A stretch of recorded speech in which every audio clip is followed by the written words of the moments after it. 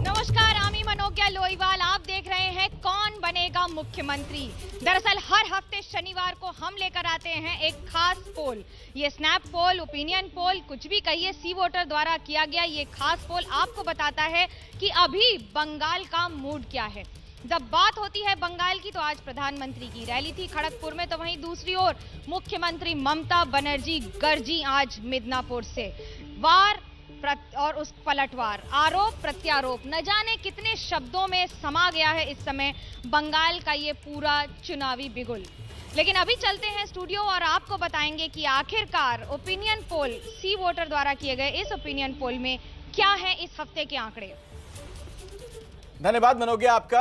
एक एक करके हम दर्शकों को बताते हैं। दरअसल ये जो रायशुमारी की गई है, जो सर्वे है, इसके नतीजे क्या कहते हैं, लोगों से हमने क्या क्या सवाल पूछे थे और उसके जवाब क्या हैं। क्योंकि बंगाल का मूड क्या है, इसके जरिए लोग समझ पाएंगे, उन्हें यह अंदाजा होगा कि आखिर इस वक्त वहां की जनता क्या सोच रही है। ममता बनर्जी को नंदीग्राम में लगी चोट साजिश है या ड्रामा? साजिश कहने वाले 41% लोग हैं, ड्रामा कहने वाले 37% लोग हैं और कह नहीं सकते वाले 22% लोग हैं। यानी साजिश कहने वाले लोग ज्यादा हैं। ममता बनर्जी को नंदीग्राम में लगी चोट को ज्यादातर लोग साजिश के तौर पर देख रहे हैं। हालांकि ड्रामा कहने वाले भी 37% लोग हैं। मनोज्ञा,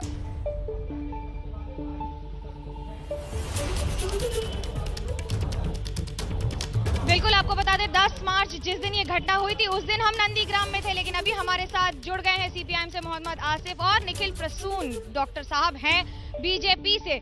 दोनों बताएंगे कि आखिरकार क्या लगता है आपको। लोग कह रहे हैं कि ये साजिश है दीदी पर हमले की, क्या कहेंगे आप? दरअसल पश्चिम बंगाल के अंदर तृणमूल का जो जमीनी स्तर है वो घटते जा रहा है, कमते जा रहा है। तो ममता बनर्जी, चोट किसी को भी लग सकता है, लेकिन उसको राजनीतिक तौर पे व्यवहार करना, सेंटीमेंट कैश इन करना, वो यहाँ की पब्लिक एक्सेप्ट नहीं करेगी। लेकिन पूछ लेते बीजेपी से, आपने तो कह दिया था कि चुनाव आयोग तक चले गए थे कई सवाल खड़े करके, क्या कहेंगे निखिल जी आप? जी नमस्ते।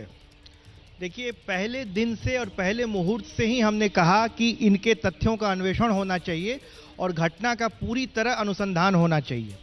ये साजिश है या ये एक्सीडेंट है, अकस्मात है, इसकी जांच होनी चाहिए। लेकिन ऐसी घटना नहीं होनी चाहिए कि कोई भी एक्सीडेंट हुआ हो उसके विरुद्ध, उसके वजह से एक कृत्रिम सिंपैथी, एक मैन्युफैक्चर्ड सिंपैथी को जनरेट करने का जो प्रयास किया गया, उसे पश्चिम बंगाल की जनता ने पूरी तरह भांप लिया है। और जनता ने, जनता तो कह रही है 41% की ये साजिश है। जनता कह रही है कि हमें विश्वास है इसमें जरूर कुछ ना कुछ घोटाला है। क्या बीजेपी इसके पीछे है? दीदी ने तो कहा था। अब जिस तरह से पूरी तरह तृणमूल का भीड़ तंत्र और जो अफवाह तंत्र है इसको एक साजिश बताने में लगा हुआ है, उसकी पोल तो इलेक्शन कमीशन के जो हमारे ऑब्जर्वर्स थे उनकी निष्पक्ष रिपोर्ट नहीं खोल दी है। ये तो तथ्यात्मक रूप से प्रमाणित हो चुका है। अब तो इसमें कुछ बचा ही नहीं कि ये एक्सीडेंट था। एक्सीडेंट था या नहीं, आप मानते हैं इस बात को? चुनाव आयोग ने तो साफ कर दिया, लेकिन क्या उसके बावजूद अभी भी और इन्वेस्टिगेशन जरूरी है? एक राजनीतिक दल के कर्मी होने के साथ साथ मैं कहना चाहता हूं कि ममता बनर्जी जिस तरीका से इस घटना को कैश इन कर रही, पब्लिक एक्सेप्ट नहीं करेगी। अगर उन्होंने 10 साल में उन्नयन का काम किया है तो उन्हें काम को लेकर के आवाम के बीच में जाना चाहिए, ना कि आवाम को बताना चाहिए कि बीजेपी ने या कोई अन्य दल ने मेरे ऊपर हमला किया।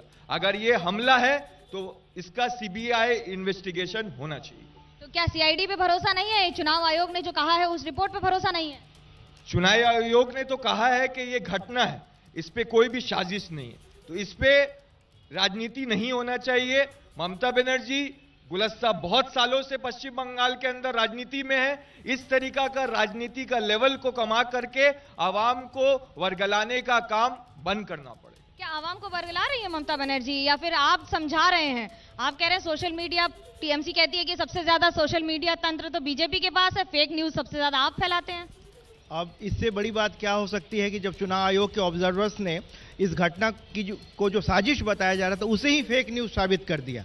जब सत्ता के शीर्ष पर बैठे हुए लोग जब फेक न्यूज फैला सकते हैं, राष्ट्रीय और अंतर्राष्ट्रीय मीडिया को जब बरगला सकते हैं, तो मैं समझता हूं कि दुर्भाग्यपूर्ण। लेकिन जिस नैरेटिव को बदलने का यह कुप्रयास था, उसमें तृणमूल कांग्रेस और उसके शीर्ष नेतृत्व पूरी तरह असफल रहा है, यह प्रमाणित हो चुका है।